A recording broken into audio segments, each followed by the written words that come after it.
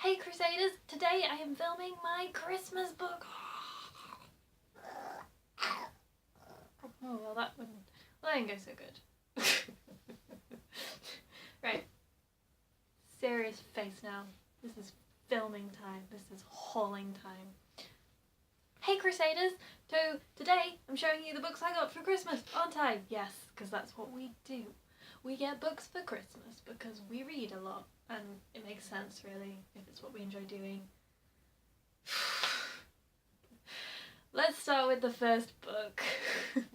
Before I get into the book haul, how much do these look like Brussels sprouts? But they're not, they're chocolate. So I'm really grateful and very lucky and just thanking my parents a billion times for how excited I was to get all of these books from them for Christmas, because they know I love reading and they have really treated me to a ton of great, fantastic books this year. The first 6 books I have to show are a rather exciting 6 book, and I think you will soon get what these 6 books have in common. I don't know, wait for the last one and you definitely will. The first book I have here is the first book I read after Christmas, and it is J by Howard Jacobson. Although I should probably say that it is Drew by Howard Jacobson, and if you read this book then you'll know why I should probably say that very strangely.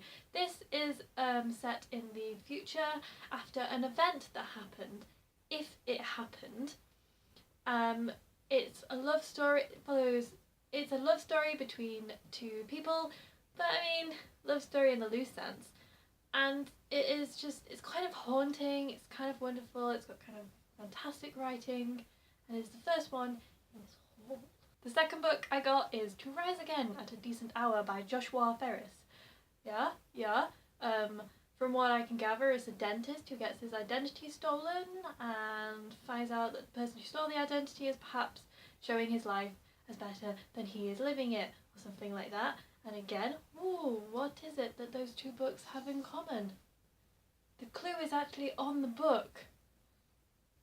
The next book I have here is How to Be Both by Ellie Smith. I don't really know what this one is about. Ooh, interesting. Intriguing though. I've heard a lot of good things about this book. This book's pretty popular, isn't it? I also really love the cover of this book. Look at those 2 fabulous ladies. Look at the back. Look at it. Look, all the spines of these books look good. Look gorgeous, by the way. Oh.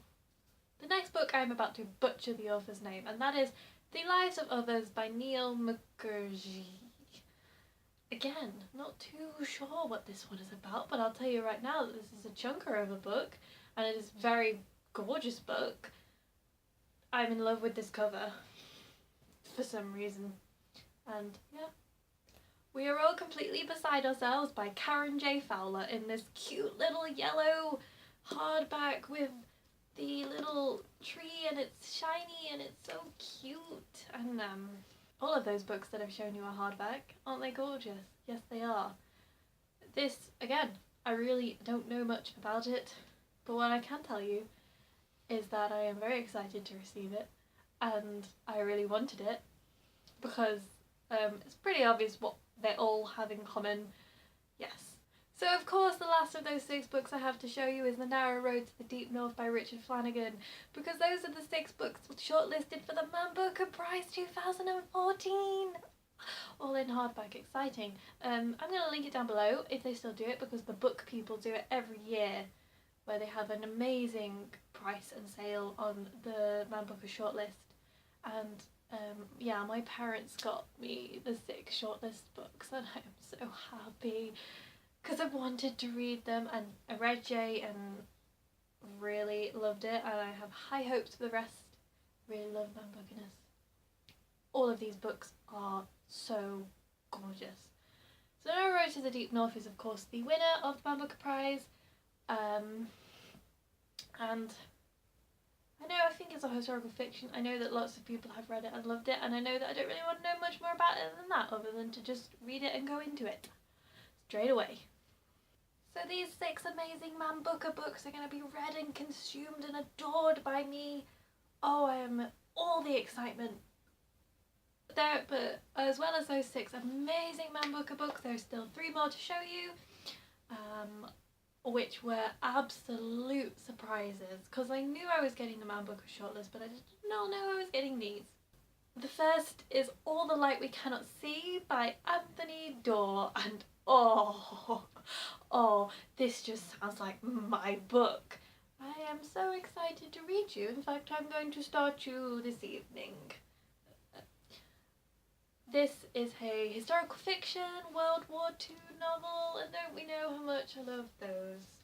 They're just so fascinating. Not a nice subject matter, but a very interesting one for a story. I feel like you could get so much from World War II historical fiction. This is about, there is a French blind girl in it and a German boy who I think is being raised into the Hitler Youth, if I'm not mistaken.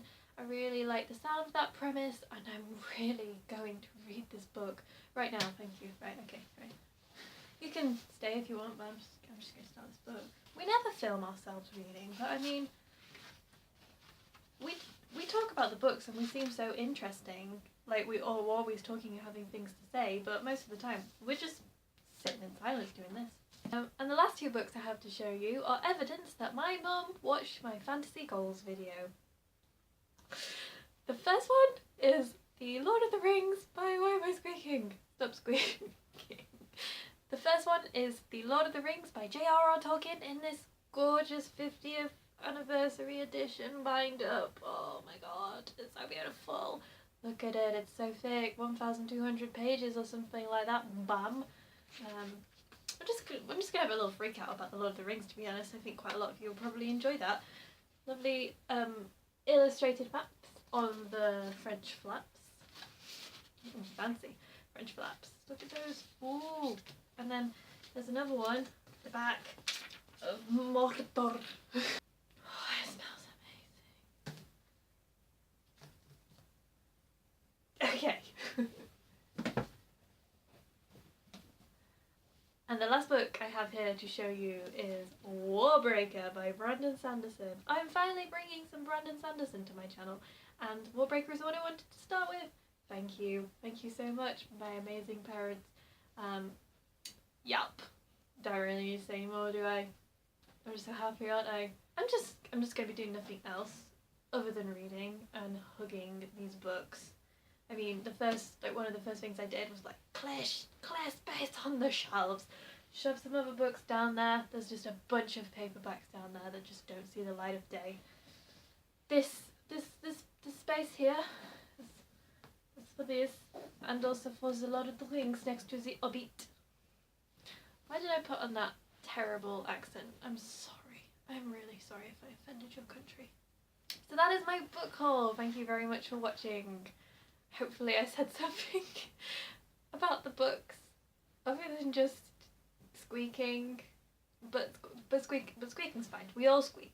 We all squeak when we get books. Bye.